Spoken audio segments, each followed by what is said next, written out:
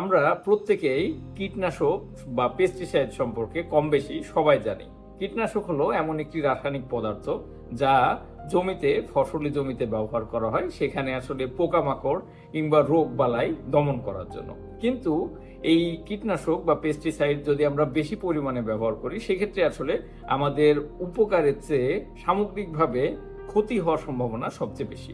সেগুলি কিভাবে, সেটি আসলে আমাদের আজকের আলোচনার বিষয়। আমরা যদি কীটনাশকের সংস্পর্শে বেশি আসি, সেক্ষেত্রে আমাদের বিভিন্ন ধরনের রোগ হতে পারে। সেটি ক্যান্সারে রূপান্তরিত হতে পারে, এমনকি প্রজননের সমস্যা কিংবা আমাদের স্নায়বিক যে সমস্যা আছে সেগুলি হতে পারে।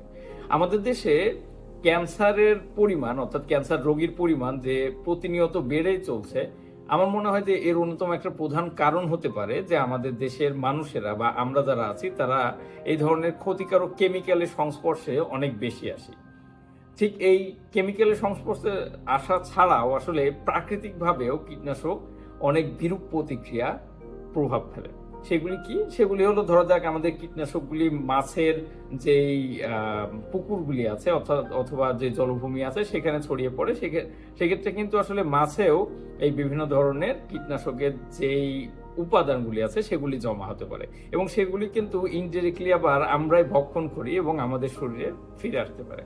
অন্যদিকে মৌমাছি, যা আসলে পরাগায়ন ঘটাতে সহায়তা করে, সেই মৌমাছির পরিমাণও কিন্তু আসলে কীটনাশক ব্যবহারের ফলে কমে যায়। আবার মাটিতে বিভিন্ন ধরনের অণুজীব থাকে, যারা আসলে মাটি থেকে বিভিন্ন ধরনের খনিজ পদার্থ গাছ যাতে শোষণ করতে পারে সেটিকে সাহায্য করে, এবং সেই অণুজীবগুলোকে আমরা বলি বেনিফিশিয়াল মাইক্রোবস। এখন আমরা যদি বেশি পরিমাণে কীটনাশক ব্যবহার করি, সেক্ষেত্রে কিন্তু এই বেনিফিশিয়াল যে মাইক্রো অর্গানিজমগুলি আছে সেগুলি কিন্তু আসলে মারা যেতে পারে, এবং ঠিক এই কারণে আসলে আমাদের সামগ্রিকভাবে মাটির যে উর্বরতা সেটি আসলে কমে যেতে পারে। তাহলে আমরা কি কীটনাশক ব্যবহার করব না? হ্যাঁ, আমরা কীটনাশক ব্যবহার করতে পারি, কিন্তু নির্দিষ্ট মাত্রায়।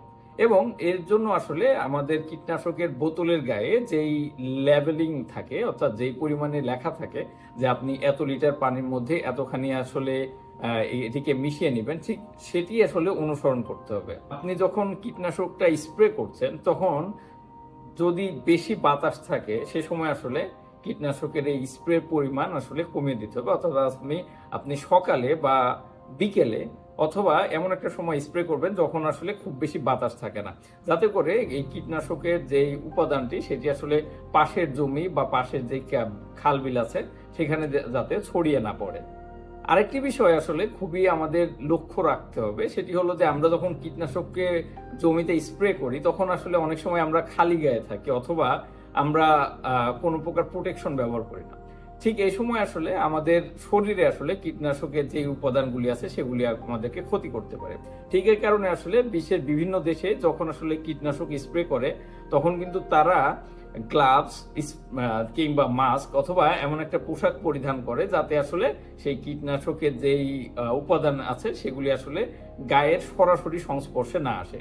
সুতরাং আমাদের দেশে আমরা যারা কৃষক আছি তারা যদি এই ব্যাপারটা মেনে চলেন, সেক্ষেত্রে আমার মনে হয় যে তাদের একটুখানি হলেও প্রতিরক্ষা বা প্রতিরোধের একটা ব্যাপার হবে।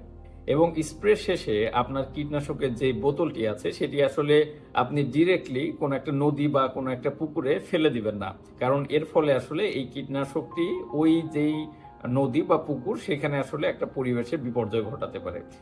সঠিক উপায় হলো আমরা এই বোতলগুলিকে একটা জায়গায় আসলে সংরক্ষিত করে রাখা, এবং পরবর্তীতে আসলে কৃষি যে বিভাগ আছে তাদের সাথে কথা বলা যে আসলে এই বোতলগুলিকে আমরা কিভাবে আসলে রিইউজ করতে পারি অথবা ট্রান্সফার করতে পারি এমন একটা পদ্ধতিতে, যাতে করে আমাদের সামগ্রিকভাবে এই কেমিক্যালগুলি আসলে পরিবেশে নির্গত না হয়।